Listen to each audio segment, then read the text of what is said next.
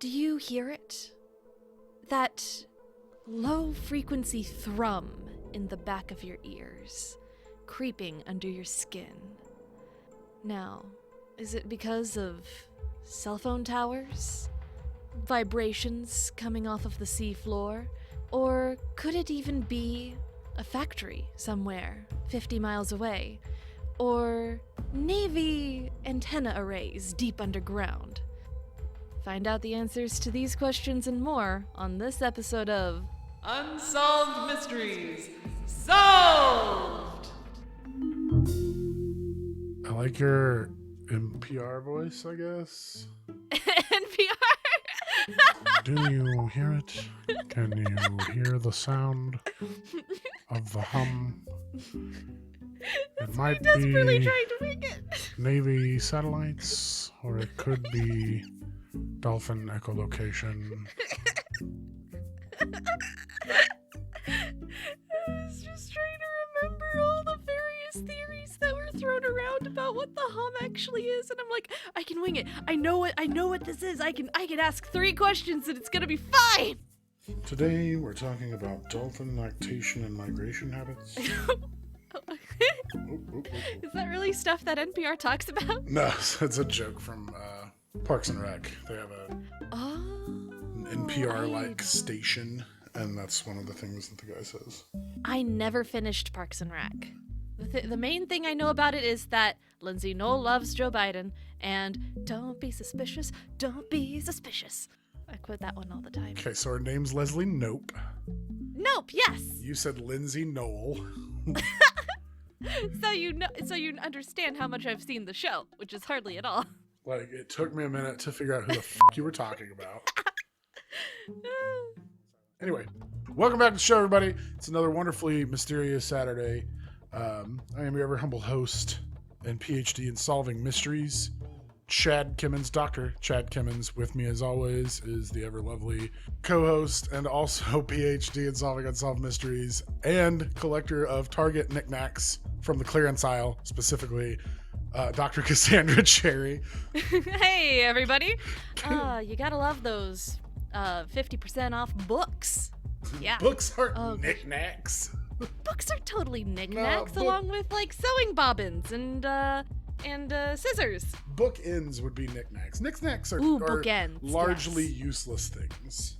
Oh, like the giant chunks of amethyst rock that I used to get my dad for like Father's Day. Yeah, that's a knickknack, kind of. I love those. They're so pretty. Anyway, we got another great mystery for you today. I'm not sure what it is. Cass is taking point on this one. Yeah, so this one's sort of a mystery, but it's more of a mysterious phenomena. So you just said mysterious phenomena. Kinda, yeah. All right, so this one was actually suggested to us by one of our lovely viewers who happens to be on our Discord.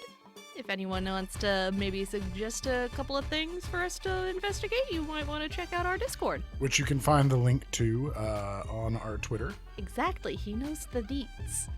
But this one was suggested to us by Darth Inquisitive. That would be Stephanie. I never can pronounce your last name correctly. It's either Sputic or Sputic. I don't know. It's Spuchid. Oh, I remember Sputic. Yeah. Anyway, hold on one second. I gotta take a sip of my Yogi brand Breathe Deep tea. Oh, of course, we're still shelling. Oh man, I forgot to get myself some Yogi brand tea. All I've got is water, and it's so boring and flavorless. Are we doing this? Are we doing an ad for him? No. All I have is just boring, flavorless water. Wish I had some Yogi brand tea bags to put in it to really radicalize it. Radicalize your water. Get them on the left agenda. Radicalize your water today with Yogi brand soothing throat balm tea or whatever. That's like the least radical fucking thing you could do with it is make tea out of it. Jesus. It's leaf water. It's boiled leaf water. Would you like some tea?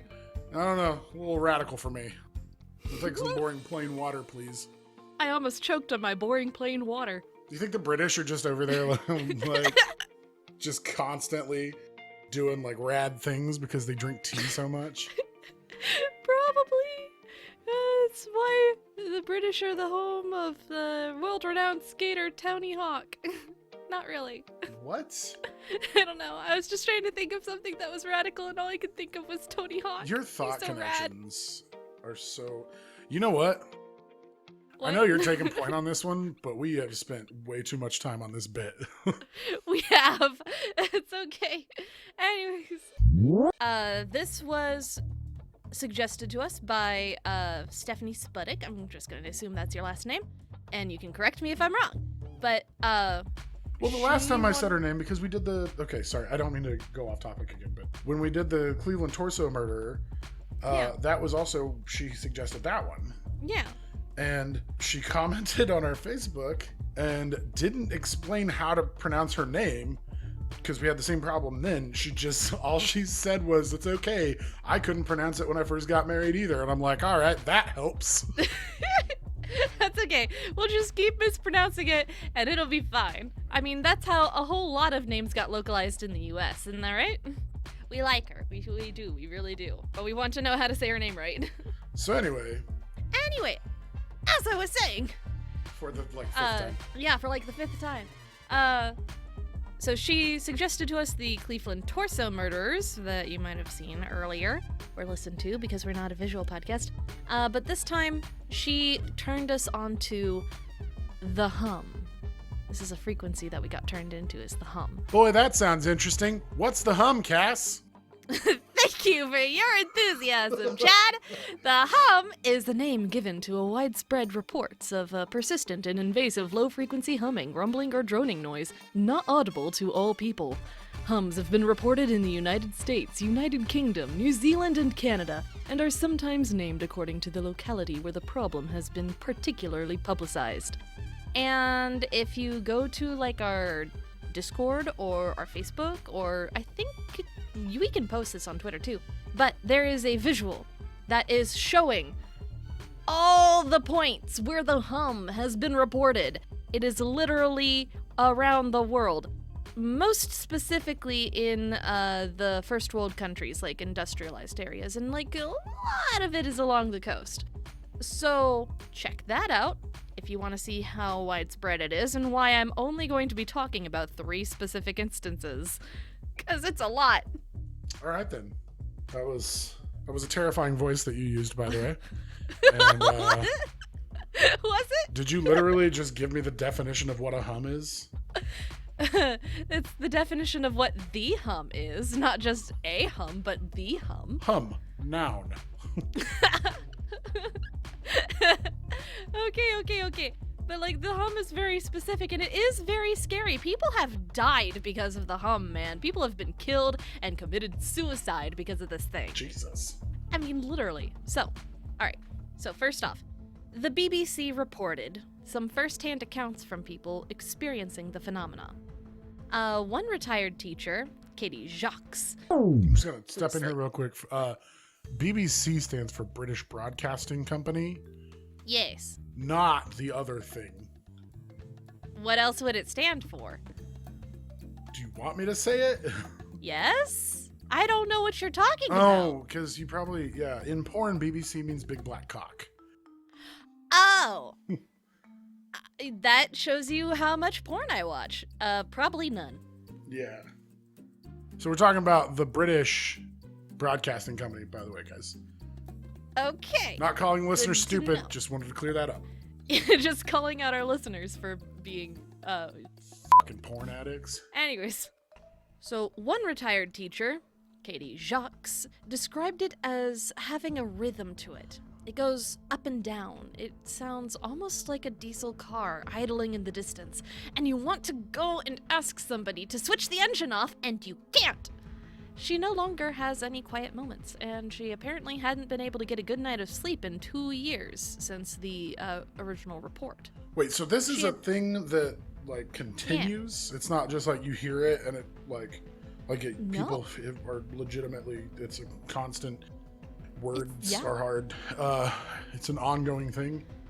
Yeah, it's a phenomenon. It's it is enough to be disruptive and for people to call in reports about it, like noise ordinances. Except a lot of times when someone comes to check it out, they can't hear what the other person is hearing. Like with Katie Jacques, she had turned off all the electricity in her house to no avail. That didn't stop the hum. No amount of music or noise-canceling headphones drowned it out. Doctors tested her extensively and ruled out tinnitus. I was about to say, are we sure this isn't like a really bad case of tinnitus? Yeah, we're sure, because doctors have tested this and it's not tinnitus. And it only ever happens in certain places, like Katie Jacques only hears it in her own home. However, no one else who visits her home has ever heard it. Got it. And she has lived in that same house for 50 years. She raised her children in it, and she's never experienced the problem until about 2 years before this report. You may have said this earlier. Yeah. Does it happen to a wide range of ages, or is it just old people?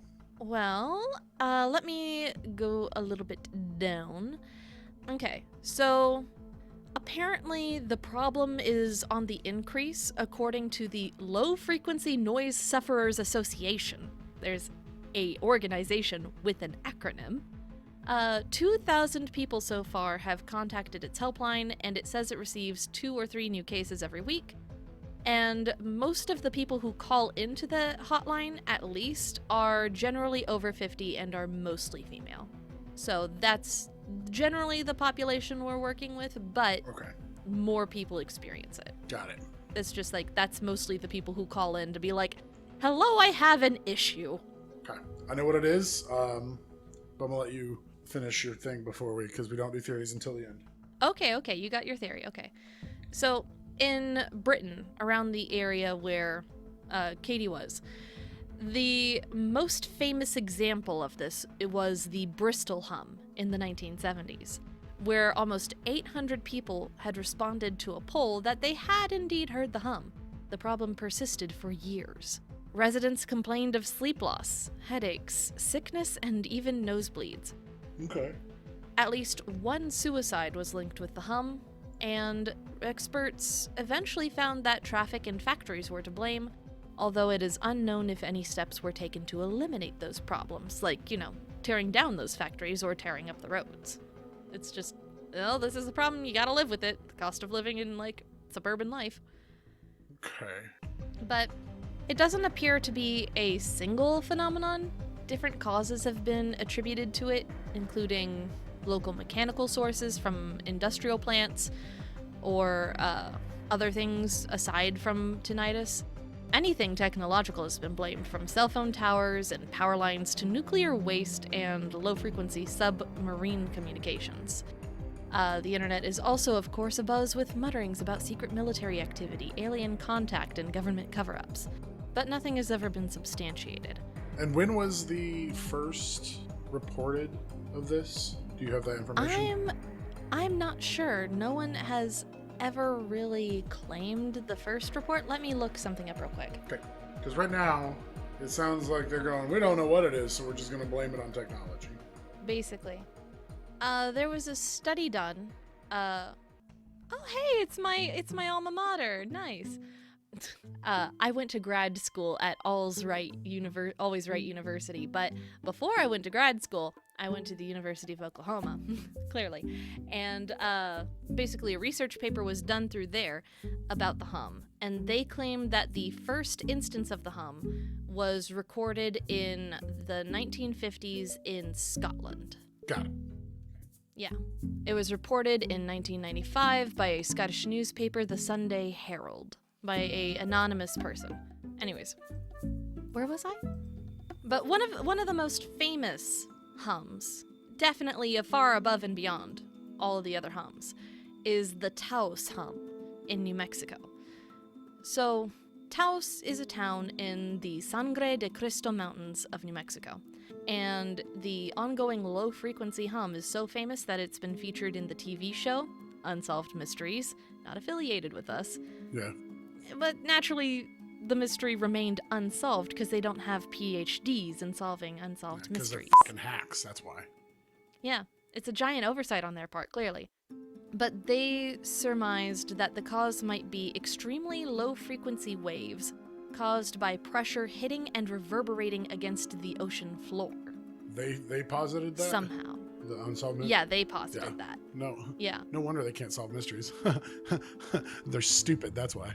Got-y! They don't know what the they're talking about. Yeah, science? What's that? You got, seismographs? Come on. We don't need seismographs to solve these mysteries. But yeah, they decided to more or less pin that as the cause, which would explain why most of the hum can be heard in sort of like coastal towns, because it would have sort of a deep enough relationship to the water to have that sort of pressure hit the ocean floor, but it wouldn't be like so far deep in the ocean or so far away from the ocean that either the ocean water would swallow the waves up, or that it would just be like too far from the ocean to have it. So you're talking about Taos? Yes.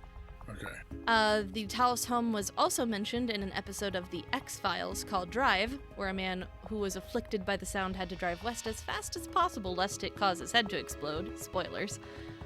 But in the story, they explained that a U.S. Navy antenna array emitting ELF waves underground had a surge, causing the phenomena.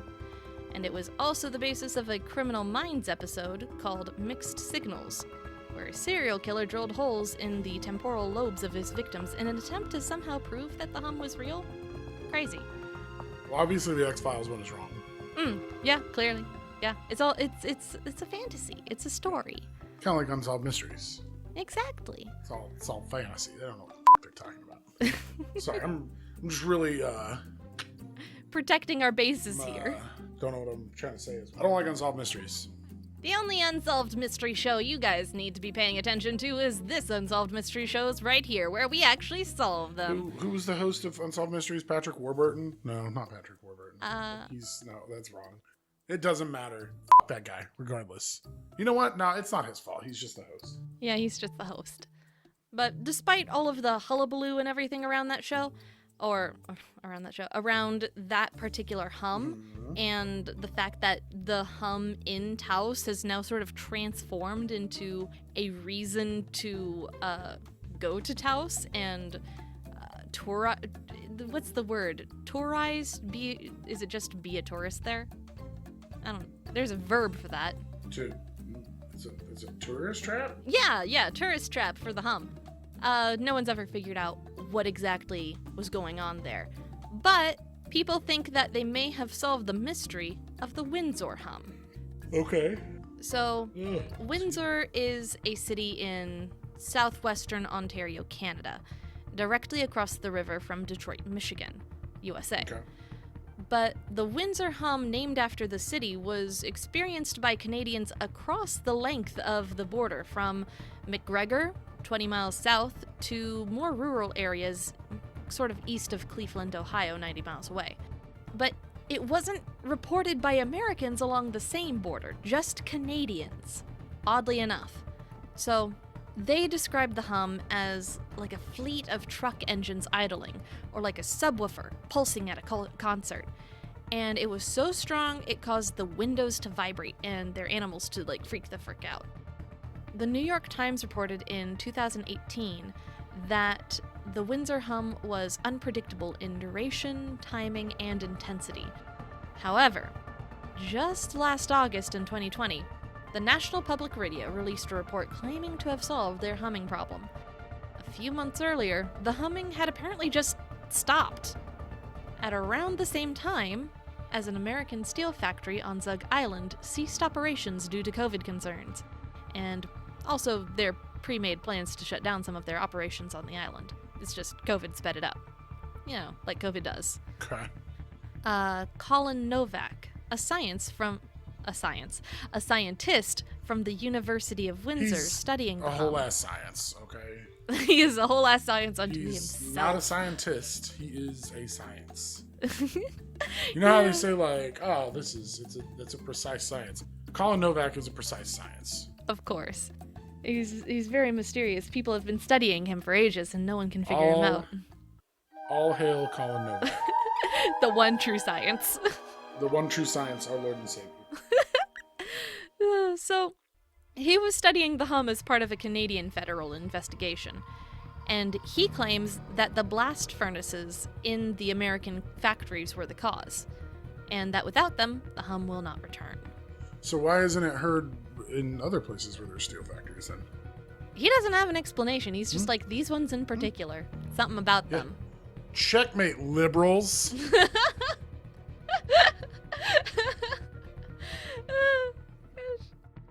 But, like, I think the explanation was that the steel factory tried to reduce the noise that it created, and so it reduced the noise for the sound ordinances. But there is a frequency that humans can hear, but not comprehend. It's detectable, but our brains can't translate it properly. And that is actually something that has been confirmed with, like, music. There's a assistant professor of music at Worcester Polytechnic Institute in Massachusetts who says it's like infrasound. Anything below 20 hertz can create a sense of unease because of what I just said. Yeah, I've heard about that. Yeah. Certain sounds just cause you to be Wiggy. kind of on edge. Mm-hmm. Okay. And so I think that's the theory of why the blast furnaces were causing problems. Got it. Because they were creating sounds below 20 hertz, which is weird. But Yeah, that's not it. that's not it, Chief. So you don't think it's gonna be because of factories? Nope, I know what it is. All right. Well, I will ask you what it is here in a second, because there's one last person who needs to get in their 2 cents.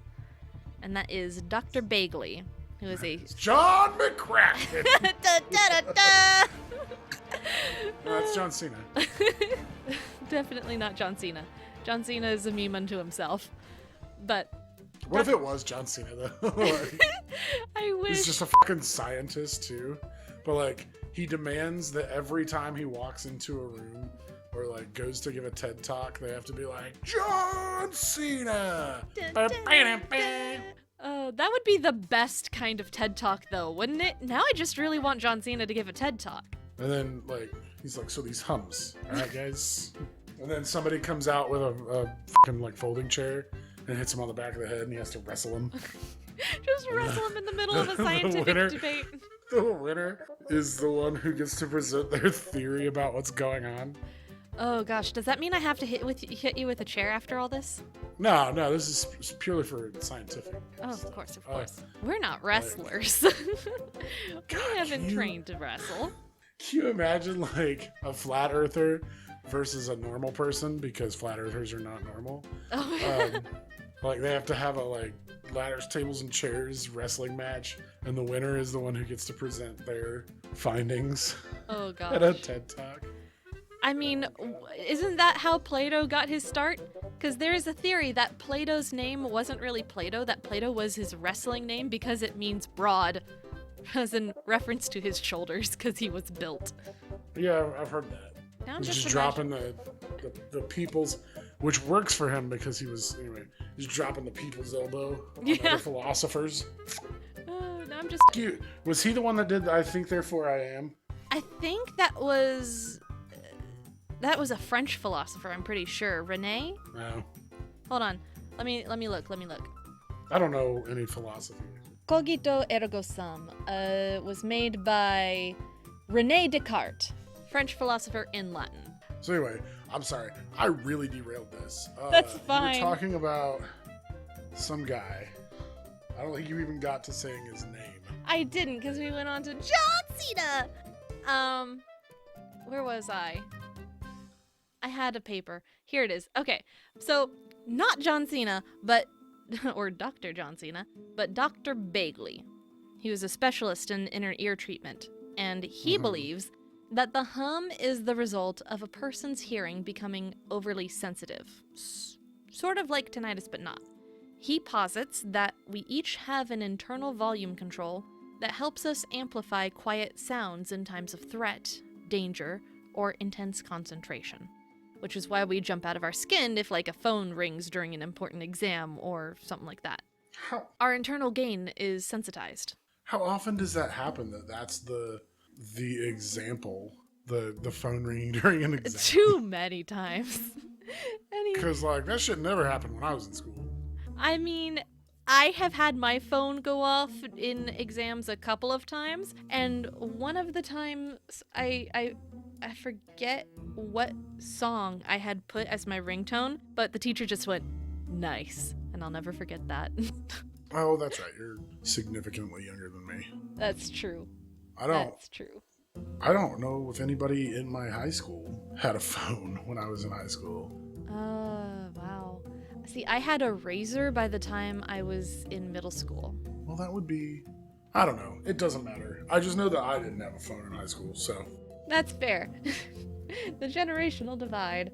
Anyways, so, perhaps another example that might work is if you're driving along the highway and suddenly you're trying to get into like the other lane, but then someone goes phew past you and you're like, whoa, where were you, in my fucking blind spot? And you have that sort of moment of adrenaline, and then everything's like much louder than it was before. Yeah, I got you. According to that could also, I think, go into why people turn the radio down when they're trying to find an address or something. Yeah, because you gotta concentrate. There's always that joke of, oh, let me turn the radio down so we can see better. Fuck off. You know damn good and well the reason we turn the radio down is so we can concentrate on what we're doing. Because you only have so much brain power to go chug-chug. And sometimes that chug-chug's got to go other places other than the radio. I'm really cynical today. I don't know why. Oh, that's fair. Humanity is terrible sometimes, and that's just how it is. But, according to Dr. Bagley, he says the problem occurs when an individual fixes or fixates on a possibly innocuous background sound. And this act of concentration then triggers the body's internal gain, which boosts the volume.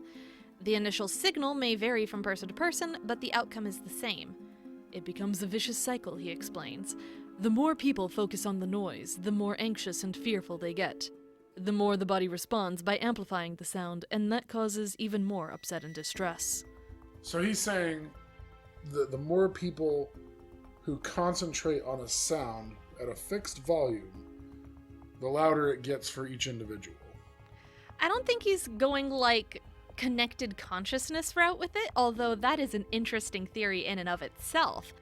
But he's saying that if you as a singular person are distressed about something, and then you hear something, and then you focus on that something, and then that something just gets stuck in your head and it won't go away and you can't figure out where the fuck the noise is because it's like, and it's just driving you up the wall. The more you fixate on it, the louder it gets, even if it's like something innocuous like the refrigerator humming. My refrigerator sounds like a chicken clucking. I am not lying. Like I'll be in there, or maybe it might be the freezer. I swear to God. I'll be in there. Why just your refrigerator cluck? Fucking beats me. Did it hatch eggs? If I knew it, it wouldn't do that anymore. But like I'll get something out of the freezer and then I'll hear it like it literally sounds like a chicken clucking. Like it'll be like, and I don't know what the sound is, where it's coming from, why it's doing that. But it's like the first time I heard it, I literally thought that my neighbors had a chicken in their apartment. That is hilarious. Oh my goodness. Like I'll have to record it sometime and send you the video. Please do. I'm pretty familiar with the sounds of chickens. My mother took to raising chickens in her backyard. It was a time. Anyways. Okay. Well, I thought whatever you said, it sounded like you were saying that he was explaining it with collected consciousness, which is... It's certainly a theory. It is a theory. It's a dumb one, in my opinion. That shit's not true. But, again, very cynical today. That's fair. Our openness to weird theories increases or decreases, along with our hope for humanity. Mine just kind of increases or decreases based on my mood. Valid. Yeah, anyway, so, you were saying. To break the cycle, Dr. Bagley is working on a project with the University of Salford's Acoustics Laboratory using psychology and relaxation techniques to help people become less agitated by the hum they are hearing. And according to him, initial results look promising, Okay. with some cases causing the noise to fall silent entirely. So, according to his own methodology, he says that his method is working great. Okay. But that's about all I got for this. There's 1,000 more cases of the hum, but these were the most notable ones that I saw first. Gotcha. So, you said you had a theory Yeah, as that early theory's on. long gone. Oh, what? Yeah. What happened to your theory? It doesn't matter. I Oh, shot it it. matters. No, Every theory matters. Let me hear it. It was sickly, and I had to put it down. Oh no! Like you would put down a horse with a broken leg, which you're not. It left a that's- one-star review on our podcast. Wait, what? You put it down. What? You know the thing we say at the end of every episode? If you don't give us like a 5-star review, we're putting you down. We'll put down. I was Yeah. like, what are you talking about?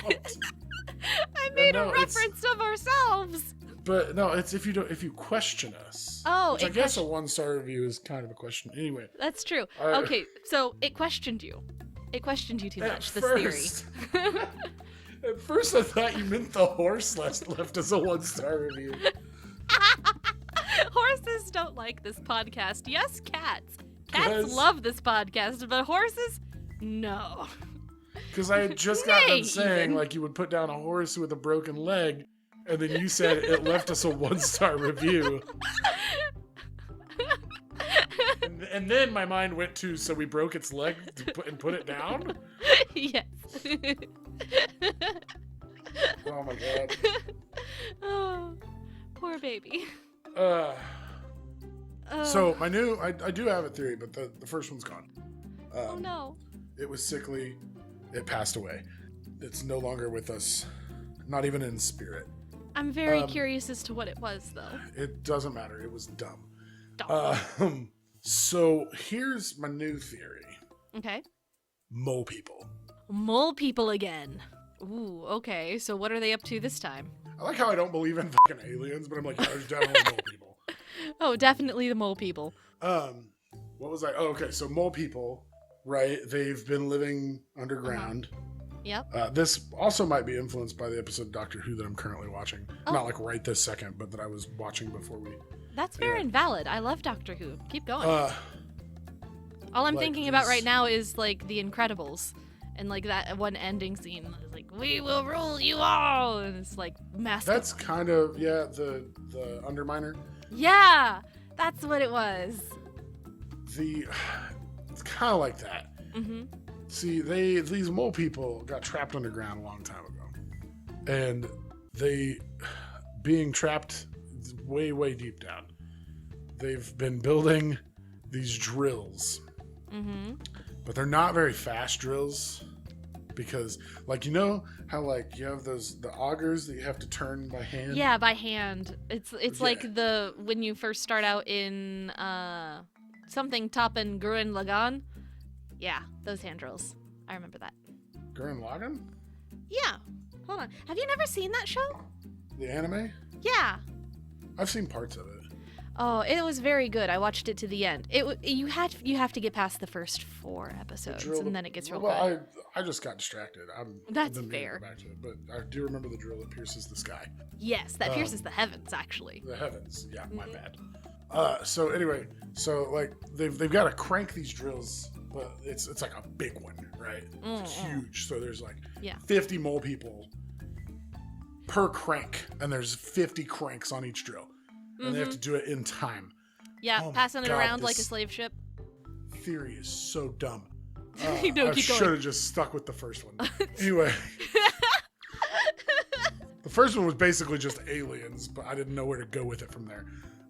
Fair enough. So anyway, they're cranking it, and like it's slowly drilling, and it's been going for years. They started in the 1950s, but they're coming up in different spots. That's why it's like localized. Yeah. Because like everywhere, Jesus Christ, everywhere the hum has been reported, there's a mole person drill underneath it. and they're running from the crab people. They're running from the crab people. Yes, because crab people taste like crab, look like people. It's a South Park joke. That is amazing. It's how's it? Crab people taste like crab, look like people. That would make me oddly cannibalistic. Wait, are you a crab? No, I like eating crab. Oh, because they look like people. I got you. Yeah. So anyway, I already feel like a cannibal whenever I have to eat a cherry. the joke is that her last name is Cherry, guys. Yeah. It's a little on the nose. Despite the fact that that's not what cannibalism is. So anyway. I feel a certain kinship with cherries. All right. So anyway, they're cranking these drills, right? Running from the crab people who are trying to kill them. They've been at war for thousands of years. Yes. What is this story that I'm crafting? You're creating a universe unto ourselves. And like the hum or the sound, the vibrations of their drills drilling up to the surface is the hum. And that's why it never stops. That makes sense. Like there's one that's localized right underneath that lady's house. It's just that one lady's house. 50 Yes. mole people passing around a drill crank. Sure. Yep. No, they don't pass it around. It's like they have to 50 of them per crank, just going all at the same time. And there's 50 cranks per drill. So and they have to coordinate. Mm-hmm. I mean, mole people are nothing if not efficient. Okay, look. That's true. They are a collective. I don't know where I was going with that. Well, obviously they're doing this under orders by their now aged king Bobby Dunbar.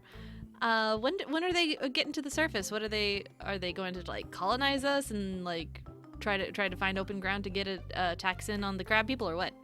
Look, let's solve one mystery at a time. All right. Okay. I haven't done the research on that yet. All right, sure. You got to do the research on it, of course. Definitely. Besides, that's not really a mystery necessarily. It's not like an unsolved mystery. We're gonna find out eventually. I think they're just running from the crab people. They're just trying to get away from this thousands years war, and they might just destroy all of our houses in the meantime. It's fine. Sinkholes everywhere. That's why we have sinkholes. Hey, you know what? The crab people. Yeah. I'm willing to accept the mole people. Are you ready to accept our new mole overlords? I thought I told you. No, I was gonna say. I thought I told you that I was tired of your racism and your anti-other back when we were doing the Mars Rover episode. Faye. Remember? That was my racist.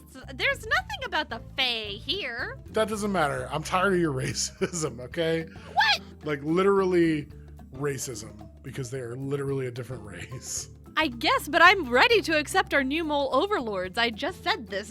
How is that racist against moles? Yeah. I don't know. What? I'm tired and I'm cynical. And you're ready to go to bed? And I'm talking nonsense. I have no idea what the is going on. Where am I? Who are you? Well, sir, you've been in a coma for 30 years. What's a podcast? What's a mystery? What's a cell phone? Literally me in high school. Yeah, so that's my theory. That's it. There you go. That's a good theory. Okay. I like really that not. Do not patronize me. No, it was very inventive. You get a gold star for creativity. And an F for being correct. Oh shit. I'm questioning myself. I have to put myself down. No, don't do it. Just like the horse that left us a 1-star review. Oh no, the cycle continues. So anyway, let's hear your theory. Oh god, my theory. I feel like you're just gonna be like, yeah, it was definitely like it's the steel factory and like we just don't understand. I actually think that it might be sort of a combination of that like below 20 hertz frequency thing combined with the internal gain Mole boosting people, thing. Right? Of course, the mole people. But basically, if there were, say, a sound such as 50 moles turning a crank deep underground, or say, some sort of pressure wave bouncing up from the ocean floor. If that one is true, which it's not, it's clearly mole people. Clearly, but if mole it people. were true, obviously, it's John McCracken. He's Yeah. just pirating so hard. It's causing. Okay, anyway, continue. That's I'm his sorry. eldritch power. It's causing pressure waves on the ocean floor to cause people's Sure. hearing to go wonk. Because he's what would we call him? The octopus pirate of the seven seas? Yes, he's a kraken. He is John McCracken. McCracken. He's the son of Kraken, You were saying. as I was saying. But I think it could make sense if there were like sort of negative 20 hertz, or below 20 hertz rather, sounds that we couldn't really comprehend with our human ears, but could still detect, and that got bass boosted by our internal gain and like anxiety, just sort of Okay. kicking up its ears. I mean, that could make sense as to why certain hums exist. And it would make more sense as to why it would happen in urban areas versus like more rural or suburban areas.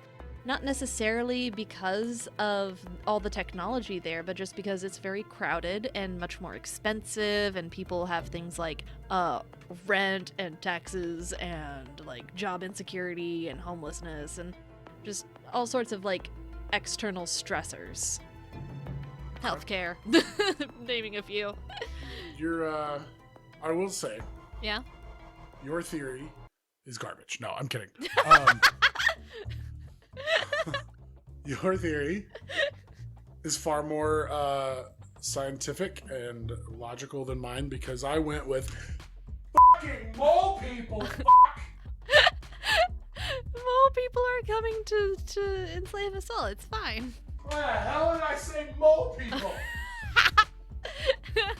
It was I don't know how that's going to sound on the recording, but I keep stepping away from the mic so I can yell. I'm, like, it was looking just the what other was way. in your heart, man. Anyway, yours is far more logical. I don't think we've ever been so at odds before. I mean, usually we're pretty much on the same page. But I mean, we've had very differing theories before, but this is literally fantasy versus science. well, Like, it yours could is dovetail. yours is fantasy, mine is science. Obviously, clearly. Fucking mole people. It could dovetail, though. I mean, like, you could have My the... neighbor's probably like, what the fuck is going on over there? But it could dovetail, you know, you've got, like, people's anxieties and the bass boosting of the internalized gain on the below 20 hertz sounds. The below 20 hertz sounds could be the mole people digging up from under the earth. And we could just be bass boosting that as sort of like an internalized warning of their coming. And we just can't understand it because this is a H.P. Lovecraft novel. Alright. Fear the unknown, especially sounds, very low sounds. Well, there you have it. We've had two very differing theories. One of them is obviously true, and the other one Glaringly false. is, a fictitious story that Cass created. It's quite interesting, though. You have to admit, it could be the basis of a novel. Yeah, sure. You're 20 hertz and whatnot. Yeah, that could be basis of a novel. Oh yeah, absolutely. I'm sure that we could come up with something vaguely.